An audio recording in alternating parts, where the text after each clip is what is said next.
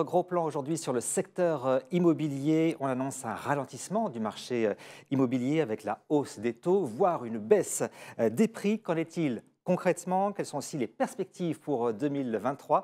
Eh bien, on en parle aujourd'hui avec Guillaume Levrel. Bonjour. Bonjour. Vous êtes directeur du développement et de l'animation chez Angle Neuf. Commençons par le neuf, si vous voulez bien. Comment se défend ce secteur en 2022? Toujours très tendu. C'est un marché effectivement un peu compliqué cette année, hein. C'est un marché qui a connu une baisse des ventes assez sensible, tous segments confondus, aussi bien sur les investisseurs institutionnels qui se détournent de l'immobilier neuf pour aller vers des actifs qui sont plus rentables. C'est vrai aussi pour les investisseurs particuliers qui ont un petit peu plus de difficultés à se faire financer. Et c'est vrai enfin pour les accédants à la propriété qui là aussi eux, ont des difficultés à se faire financer. Donc on a un marché du neuf qui baisse aujourd'hui assez sensiblement de l'ordre de 20% par rapport à l'année dernière. 20% de baisse, c'est vraiment significatif. On a un contexte défavorable donc, une baisse des ventes. Comment est-ce que vous expliquez tout ça? On a d'abord un contexte assez inédit entre l'inflation, la guerre en Ukraine notamment. On a aussi finalement un contexte autour de l'offre de logements neufs qui est très très difficile depuis 3 ans maintenant. Difficulté à acheter des fonciers, difficulté à obtenir des permis de construire, difficultés liées aux matières premières, notamment depuis la crise, la guerre en Ukraine. Et puis, difficulté enfin sur le financement. C'est aujourd'hui plus difficile d'avoir un crédit. Ça coûte un petit peu plus cher aussi. Donc, toutes ces difficultés liées font qu'aujourd'hui, le secteur, effectivement, est un peu plus tendu. Alors, on va s'intéresser sur les prix dans ce secteur du neuf. La tendance est à la hausse. Est-ce qu'on observe des disparités selon les régions? Alors, effectivement, malgré ce contexte, les prix du neuf continuent d'augmenter. Et c'est le cas déjà depuis quelques années maintenant. Ils augmentent d'abord parce que l'offre, on l'a dit, est rare. Et donc, ce qui est rare est cher. Les prix augmentent aussi finalement parce que les matières premières augmentent. Ça, c'est encore plus vrai depuis quelques mois. Et puis, voilà, vous l'avez dit, il y a des dynamiques en région et en Île-de-France qui ne sont pas les mêmes. Donc, les prix augmentent plus vite dans un certain nombre de villes moyennes ou de grandes métropoles en région.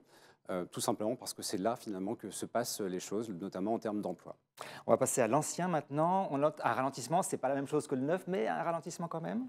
Oui, les ventes de logements anciens ont enclenché une baisse là aussi cette année, donc baisse qui reste assez ténue pour l'instant, puisqu'on va atteindre vraisemblablement le million à 1 120 000 ventes, donc une année encore très importante, deuxième année après l'année 2021 en termes de record, donc les volumes restent très importants. On sent bien que l'envie d'acheter du logement est là, tout simplement, parce que le logement, c'est aussi finalement la réponse à un besoin qu'on a tous, qui est de se loger.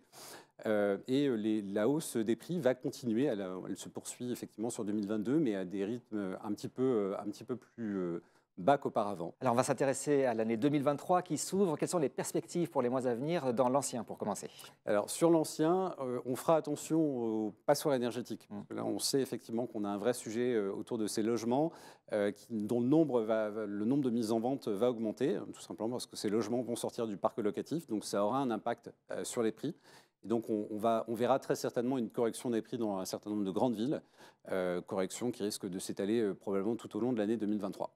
Les perspectives pour le neuf, cette fois-ci? Alors les perspectives pour le neuf, elles ne seront pas forcément beaucoup plus brillantes que cette année. D'abord parce qu'on a un vrai sujet sur l'offre, on l'a dit tout à l'heure, on a du mal à reconstituer les stocks, même s'il y a un peu de mieux ces derniers temps, ça reste quand même difficile aujourd'hui de sortir un programme neuf. Donc là encore, on présume que les ventes continueront à baisser l'année prochaine. Alors, une question pratique maintenant que tout le monde se pose certainement.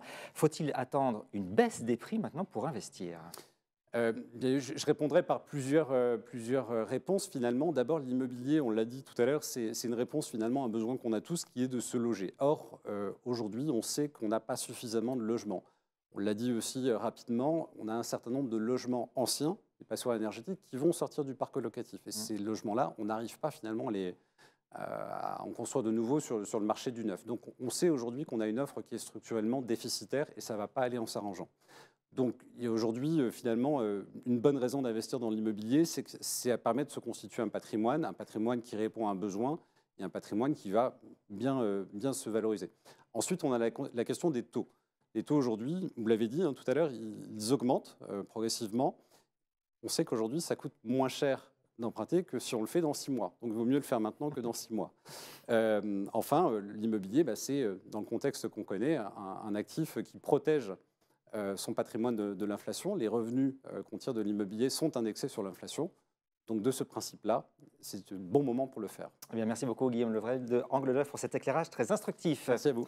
On dit toujours que l'immobilier est une valeur refuge. On le voit encore aujourd'hui, alors que le secteur est en pleine mutation. Eh bien, il est toujours un investissement qui s'avère intéressant. À bientôt pour un autre Parole d'expert.